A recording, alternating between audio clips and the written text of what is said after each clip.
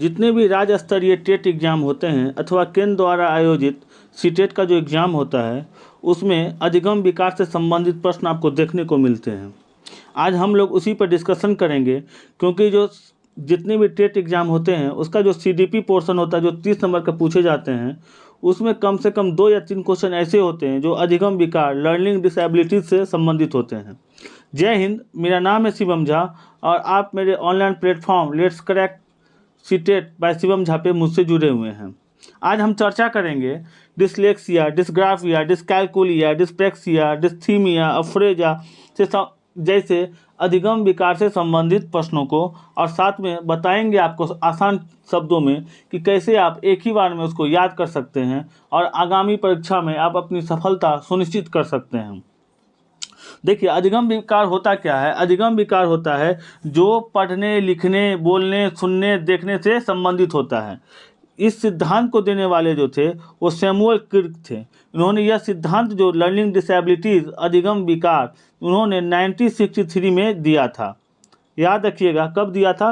1963 में। कभी कभी ये सवाल भी बन के आ जाती है कि अधिगम विकार से संबंधित व्याख्या देने वाले कौन से मनोवैज्ञानिक थे। आपका ऑप्शन चार्ट हो रहेगा, तो इसीलिए आप देखिए शॉर्टकट के चक्कर में न रहें। आप अपना नोट्स इस प्रकार बनाएं कि आपको 360 डिग्री किसी भी टेट एग्ज़ाम या अथवा सीटेट अथवा DSSB जैसे एग्ज़ाम में अगर घुमाया भी जाए तो आप घूमें ना, बल्कि आपके पास वो तर्कस में वो तीर रहे जहाँ वो आपके आंसर पर सटीक लगे। तो इसीलिए अधिगम विकार किसने दिया? तो सैमुअल क्रिक ने दिया। कब दिया? तो 1963 में उन्होंने अधिगम विकार से संबंधित व्याख्या की है। अब चलते हैं अधिगम विकार में कौन कौन सा विकार होता है। देखिए, पहला विकार जो होता है वो डिसलेक्सिया होता है। ठीक है, डिसलेक्सिया नाम से संबंधित है, याद रख लीजिए। डिसलेक्सिया का मतलब होता है पढ़ने से संबंधित विकार। जो बच्चे, जो छात्र पढ़ नहीं पाते हैं, आप पता होगा आपको भी कि जब आप BEd या शिक्षक प्रशिक्षण कोर्स में हो और किसी विद्यालय में आपको कुछ दिनों के लिए SCP हेतु भेजा जाता है, ट्रेनिंग हेतु भेजा जाता है, तो आज जब आप बच्चे को पढ़ा रहे होते हैं या कोई कहानी बच्चे को पढ़ने के लिए बोलते हैं और बच्चा सही से पढ़ नहीं पाता है, तो इसी स्थिति में उन छात्रों को डिसलेक्सिया का विकार होता है, या डिसलेक्सिया उन छात्रों के लिए शब्द यूज किया गया है जो पढ़ने से संबंधित है। ठीक है, इसमें छात्र अच्छे से पढ़ नहीं पाते हैं। दूसरा है डिस्ग्राफिया। देखिए, डिस्ग्राफिया ग्राफ से मतलब होता है लिखने से संबंधित। ग्राफ आप बनाए होंगे, मैट्रिक में स्टैटिक्स आप 10th में पढ़े होंगे, 12th में पढ़े होंगे या ग्रेजुएशन में भी पढ़े होंगे, स्टैटिक्स से संबंधित सवाल, तो ग्राफ उसी से जुड़ा हुआ है। तो डिस्ग्राफिया का मतलब होता है लिखने से संबंधित विकार।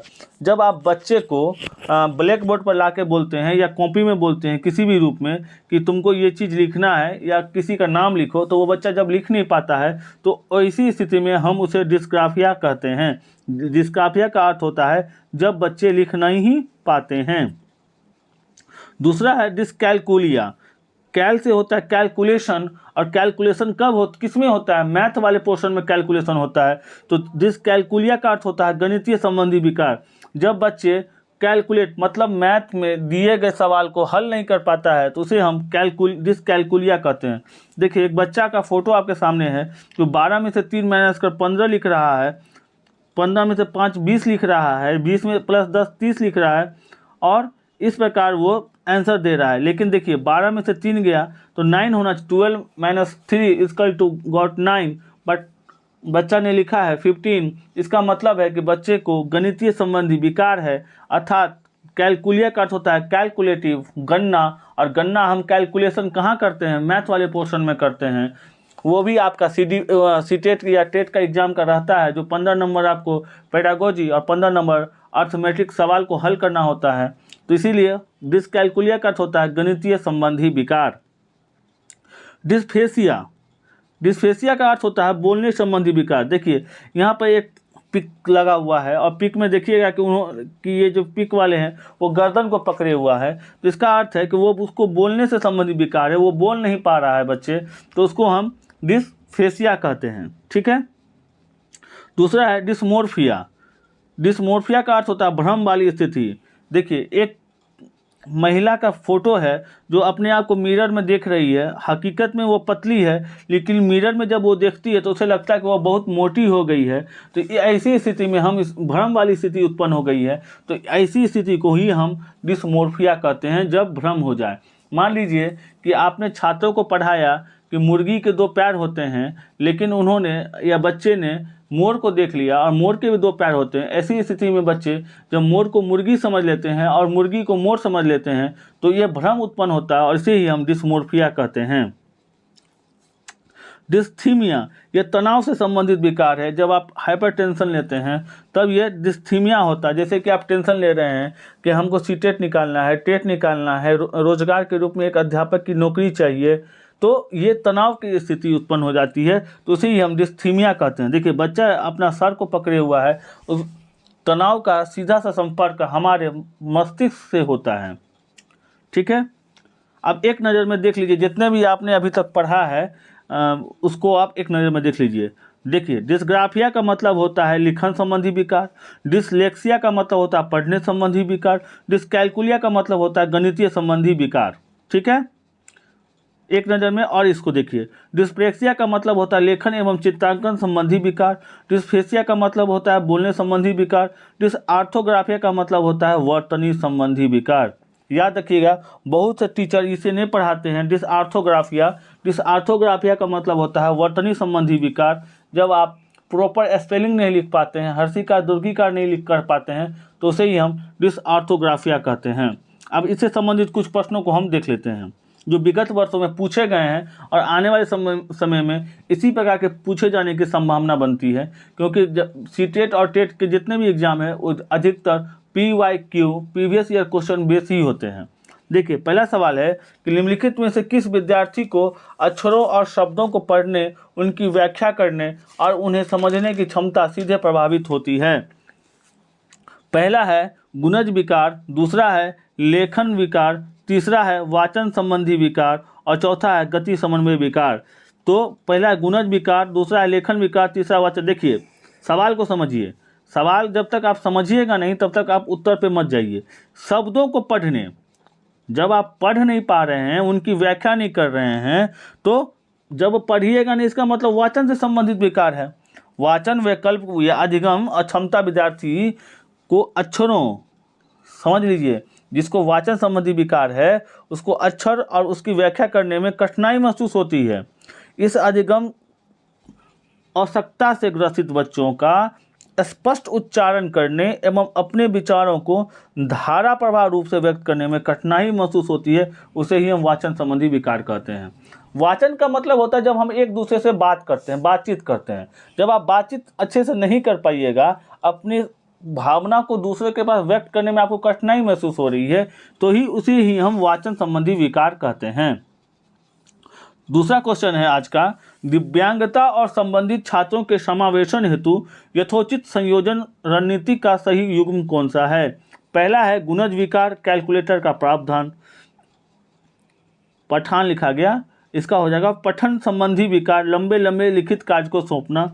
तीसरा है श्रवण विकार, ऑडियो टेप देना। चौथा है दृश्य विकार, चित्रों वाली पुस्तक उपलब्ध कराना। तो पूछ रहा है कि सही युग्म कौन सा है? ये पठन है, पठन। पठन विकार, देखिए गुणज विकार, गुणज कहाँ कीजिएगा? कैलकुलेटिव ही न कीजिएगा, गुना ही न कीजिएगा। तो इसका मतलब है कि पहला मेरा सही है। पठन विकार जब रहेगा तो आप लंबे लंबे लिखित कार्य कैसे सौंपिएगा उसको? वो तो हो नहीं सकता है। श्रवण, श्रवण का मतलब होता है देखना, सॉरी श्रवण का मतलब होता है सुनना, श्रवण का मतलब होता है सुनना। जब बच्चे सुन नहीं पाते हैं तो आप उसको ऑडियो टेप कैसे दीजिएगा? तब तो आपको उसको चित्र दीजिएगा ना, चित्र देख के बच्चा पढ़ेगा ना, तो आप तो सुना नहीं सकते। दृश्य विकार, जब बच्चे देख नहीं सकते हैं, दृश्य का मतलब होता है जो बच्चे ब्लाइंड है, जो बच्चे अंधे हैं, जो देख नहीं सकते हैं, तो उसके लिए आपको चित्र वाली पुस्तक कहाँ से दीजिएगा? तब उसको क्या देना पड़ेगा? ऑडियो टेप देना होगा, इसका उल्टा हो जाएगा। ठीक है, चलते हैं आगे के क्वेश्चन में। डिसलेक्सिया में यह करने में कठिनाई होती है। क्या करने में कठिनाई होती है? पढ़ने में कठिनाई होती है, व्यक्त करने में कठिनाई होती है, बोलने में कठिनाई होती है, खड़े होने में कठिनाई होती है। तो डिसलेक्सिया में पढ़ने और वर्तनी को समझने में कठिनाई होती है। डिसलेक्सिया पठन विकार से संबंधित है, समझ लीजिए, डिसलेक्सिया में क्या होता है, पठन से संबंधित विकार है। होता क्या है, जब बच्चे को आप डी लिखिएगा तो बच्चा बी पढ़ेगा, बच्चा को जब आप 100 लिखिएगा तो बच्चा वाज पढ़ेगा। तो जब बच्चे ठीक से पढ़ नहीं पाते हैं, वैसी स्थिति में हम डिसलेक्सिया शब्दों का प्रयोग करते हैं। आज का अंतिम क्वेश्चन है, this is the last question but not a list.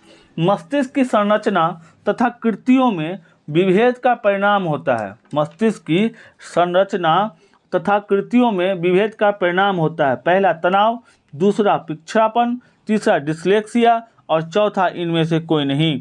तो हम जानते हैं कि मस्तिष्क में जब संरचना और कृतियों में विभेद का परिणाम होता है तो इसी स्थिति में हम डिसलेक्सिया कहते हैं। इसमें क्या होता है, छात्रों को पढ़ने में कठिनाई महसूस होती है। क्या करने में, पढ़ने में कठिनाई महसूस होती है। ठीक है, ये थे आज के लास्ट क्वेश्चन। अगर आपने अभी तक चैनल को सब्सक्राइब नहीं किया है तो आप सब्सक्राइब कर दें। मैं आपका सीडीपी ख़त्म कर दूंगा। पहले सीडीपी का मैं वो हर पोर्शन को आपको ख़त्म कर दूंगा जो हर टॉपिक हॉट टॉपिक रहता है और हर साल उसमें से क्वेश्चन पूछे जाते हैं। जब सीडीपी ख़त्म हो जाएगा तो मैं आपका ईवीएस ख़त्म कर दूंगा। ईवीएस ख़त्म करने के बाद मैं आपका मैथ ख़त्म कर दूंगा। मैथ ख़त्म करने के बाद मैं आपका हिंदी लिटरेचर ख़त्म कर दूंगा। देखिए, सीटेट में पास करने के लिए आपको भी स्मार्ट बनना होगा। आपको जिस लिटरेचर पर ज़्यादा पकड़ है, जिसमें आपको लगता है कि आप ज़्यादा स्कोर कर सकते हैं, देखिए वहाँ नॉलेज का गेन नहीं करना है। आपको यहाँ साबित नहीं करना है सीटेट को कि हम बहुत ज़्यादा जानते हैं। आपको सीटेट को नहीं साबित करना, बल्कि आपको राज्य स्तरीय अथवा केंद्र स्तरीय नौकरियों में आपको ये साबित करना है कि सीटेट में आपके अच्छे मार्क्स हैं। और अच्छे मार्क्स को क्या करना होगा, स्मार्ट तरीके से आपको लाना होगा। और स्मार्ट तरीके से लाने का ये अर्थ है कि जिस सब्जेक्ट पे आपकी पकड़ अच्छी हो उसको आप अच्छे से क्या करें, नंबर अच्छे नंबर लाएं उसमें से, ताकि जो सब्जेक्ट आपका वीक भी हो तो बाद में जाकर वो क्या हो जाए, ओवरऑल मैनेज हो जाए। तो इसीलिए मैं पहले आपको सीडीपी का वो हर हॉट टॉपिक ख़त्म कर दूंगा। मैंने इससे पहले बहुबुद्धि सिद्धांत पढ़ा दिया है हार्वर्ड गार्डनर का। मैंने इससे पहले आपको जितने भी मनोवैज्ञानिक हैं, वाइगोत्स्की, कोहलर, स्पीयरमैन, गार्डनर, इनसे संबंधित जितने भी क्वेश्चन आज तक पूछे गए हैं मैंने सबका वीडियो बनाकर डाल दिया है। रहा सवाल आपके सपोर्ट का, जब तक आप सपोर्ट नहीं कीजिएगा तब तक कोई भी आदमी ग्रो नहीं करता है। तो इसीलिए यदि आपने अभी तक चैनल को सब्सक्राइब नहीं किया है तो आप सब्सक्राइब जरूर कर दें। तब तक के लिए धन्यवाद। जय हिंद।